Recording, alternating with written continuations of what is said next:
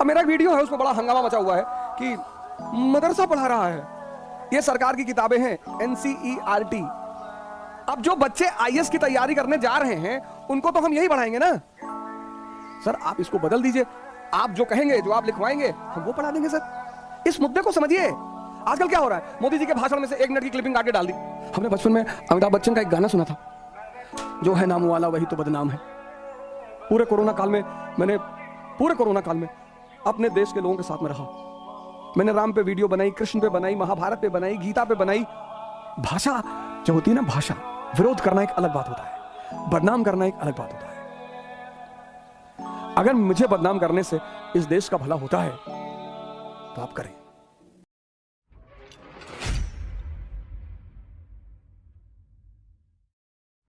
इस देश में सब भाई बहन ही हैं, तो हमारे कुछ भाई हैं, शायद कुछ लोगों ने उन्हें गलत इंफॉर्मेशन दी और उस इंफॉर्मेशन पर शायद वो हमसे नाराज हुए, क्योंकि वो इतने विद्वान लोग हैं, इतने महान लोग हैं कि वो जो है किसी पर प्रहार करें, ऐसा संभव नहीं है। मैं नहीं मानता हूं वो लोग ऐसे ही किसी पर प्रहार करेंगे। कोई वजह होगी, किसी ने किसी और दृष्टिकोण को दिखाया होगा, इसलिए ऐसा हुआ होगा। अब इतिहास एक ऐसा सब्जेक्ट है, हिस्ट्री। आज मैं थोड़ा इस विषय के बारे में आपसे चर्चा करूंगा। अब हिस्ट्री दुनिया का एकमात्र विषय है जिसको पढ़ाने में सबसे ज्यादा खतरा है। अब साइंस में न्यूटन का लॉ है तो है, उसमें क्या बदलोगे, लेकिन ह्यूमैनिटीज के जो सब्जेक्ट्स हैं, खास विशेषकर हिस्ट्री, उसमें एक वर्ड होता है पर्सपेक्टिव।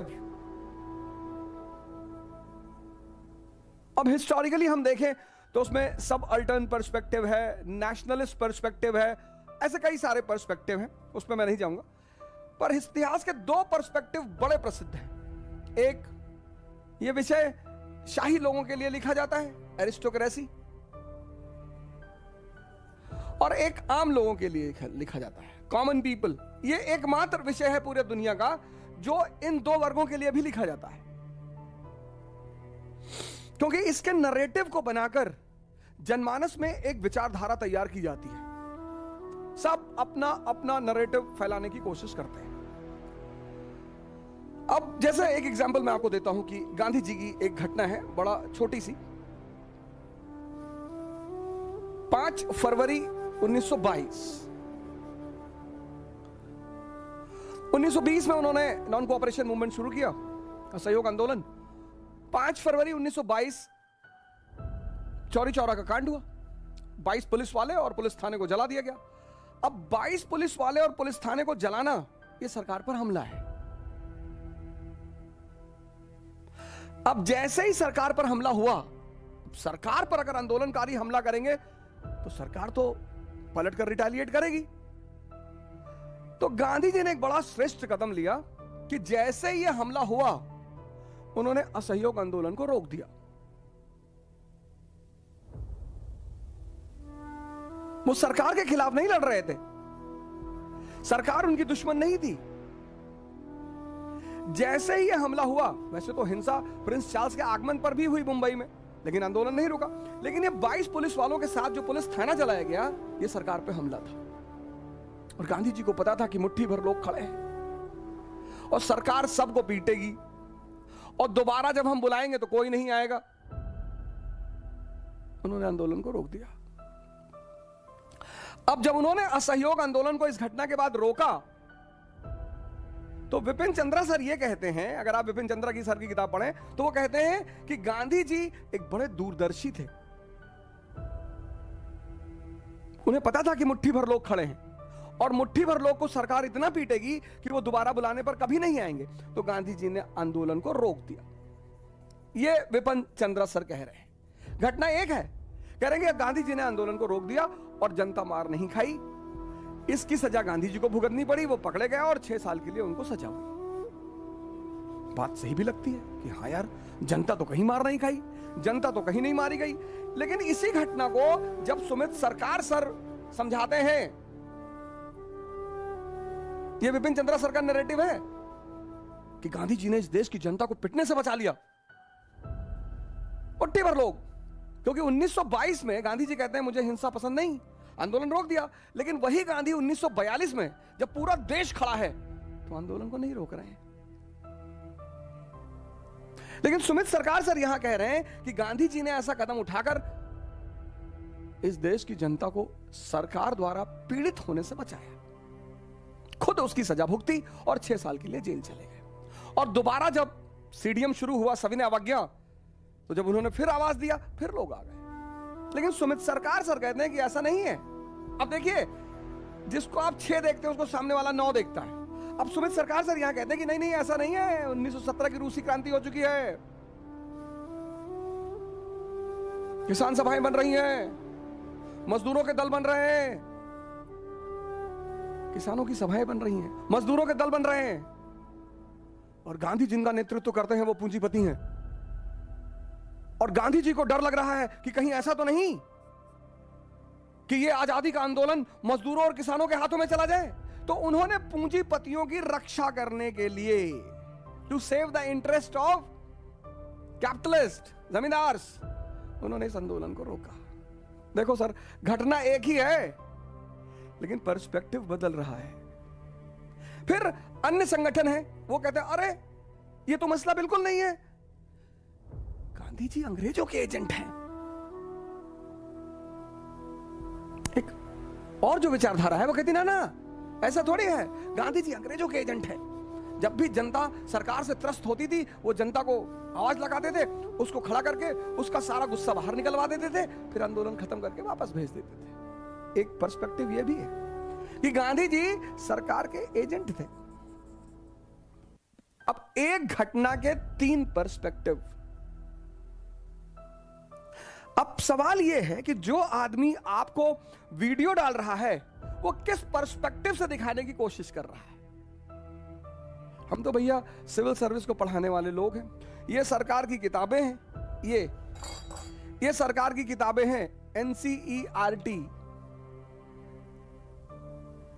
अब इस किताब में सरकार ने लिखवाया कि औरंगजेब, पेज नंबर 322, ये किताब है NCERT। अब सरकार ने लिखवाया कि औरंगजेब के शासनकाल के उत्तरार्ध में हिंदू सरदारों की संख्या धीरे धीरे बढ़ती गई और एक अवस्था ऐसी भी आई जब कुल सरदारों में हिंदू सरदारों का अनुपात 1/3 हो गया। एक बार एक अर्जी में धार्मिक आधार पर एक पद का दावा किया गया था, उस पर औरंगजेब ने लिखा, धर्म के मामलों से सांसारिक मामलों का क्या दखल। ये देखिए सर, पेज नंबर 322। अब जो बच्चे आईएएस की तैयारी करने जा रहे हैं उनको तो हम यही बढ़ाएंगे ना। देखिए पेज नंबर 322, देखिए साफ साफ लिखा है उसने, एक बार एक अर्जी में धार्मिक आधार पर एक पद का दावा किया गया था। देखिए दावा किया गया था, उस पर औरंगजेब ने लिखा कि धर्म के मामलों में सांसारिक मामलों का क्या दखल, और धर्म के मामलों में धर्मांधता के लिए कहां जगह है। आपके लिए आपका धर्म है और मेरे लिए मेरा। यदि आपका सुझाया यह नियम स्थापित हो जाए तो मेरा कर्तव्य सभी हिंदू राजाओं और उनके समर्थकों को खत्म कर देना हो जाएगा। ये औरंगजेब लिख रहा है, ये 322 नंबर पेज पे लिखा हुआ है, आज खोलकर पढ़िएगा। ये मध्यकालीन भारत की NCERT है, भारतीय सरकार द्वारा संचालित। सर आप इसको बदल दीजिए, आप जो कहेंगे, जो आप लिखवाएंगे, हम वो पढ़ा देंगे सर। तो भाई लोग बताइए हमने क्या गलत कहा, बताइए हमने क्या गलत कहा। मैं जानता हूं ये जो मेरे भाई लोगों ने, इनको किसी ने गलत खबर दी है। ये जिन लोगों ने वीडियो बनाए हैं भाइयों ने हमारे, ये सब बड़े विद्वान हैं, बड़े बड़े विद्वान हैं, ये बड़े अच्छे पदों पर हैं, बड़े बड़े विद्वान। ये ऐसा करीब मैं मानता ही नहीं। मैंने संकल्प में पढ़ाया, संकल्प में मैं पढ़ाता हूं, RSS का संगठन है संकल्प, वहीं का लड़का है, 38 रैंक थी हिंदी में सिंगल, अभी लद्दाख में पोस्टेड है। उसने कभी मुझसे नहीं कहा। Shashank Tripathi 5th rank, Sanskrit optional subject, उस साहब ने हमसे कभी नहीं कहा कि साहब आप तो मदरसा पढ़ा रहे थे।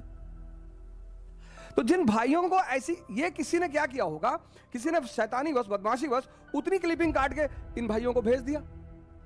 ये हो जा मदरसा टीचिंग, मदरसा।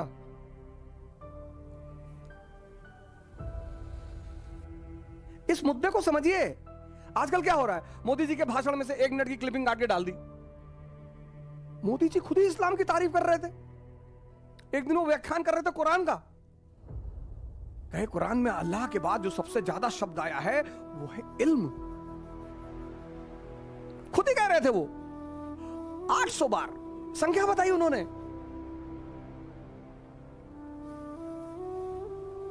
हमारे आदरणीय प्रधानमंत्री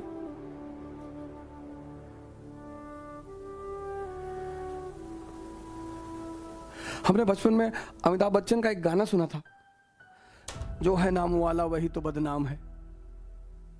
पूरे कोरोना काल में मैंने अपने देश के लोगों के साथ में रहा। हजारों मैसेजेस आज भी आते हैं सर, हजारों मैसेज आए कि सर हम जानते हैं कि ये किसी ने ऐसे ही किया होगा। हमने कहा नहीं बंधु, कोई बात नहीं। कलाम साहब मुसलमान ही तो हैं। मुसलमान खुद भटका हुआ है, मुसलमान खुद परेशान है।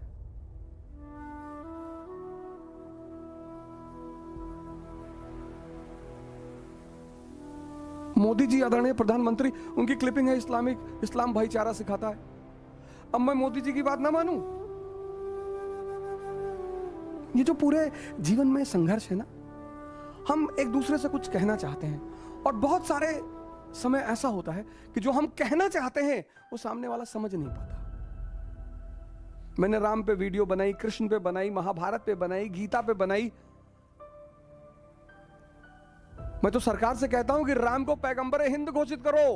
और मैं कैसे कहूंगा? अल्लामा इकबाल कहते हैं सिर्फ मंदिर बनाने से काम नहीं चलेगा, उनको पैगंबर हिंद भी घोषित करना पड़ेगा, क्योंकि अल्लामा इकबाल कहते हैं और उसका सबूत भी देते हैं। तो भाइयों और बहनों, मेरा आपसे एक निवेदन है, क्योंकि इस देश में बहुसंख्यक लोगों ने 10th के बाद इतिहास नहीं पढ़ा, तो बहुत सारे मेरे भाइयों बहनों को लगता है कि यार बताओ ऐसा कर रहा है। लेकिन मैं उन भाइयों बहनों को भी कहना चाहता हूं, जिन भाइयों बहनों तक वो क्लिप पहुंचाई गई, जिन्होंने हमारे उसमें वीडियो बनाई है, मैं जानता हूं वो करें, वो सब बहुत शिक्षित लोग, बहुत पढ़े लिखे लोग। भाषा जो होती है ना, भाषा विरोध करना एक अलग बात होता है, बदनाम करना एक अलग बात होता है। अगर मुझे बदनाम करने से इस देश का भला होता है तो आप करें। जय हिंद।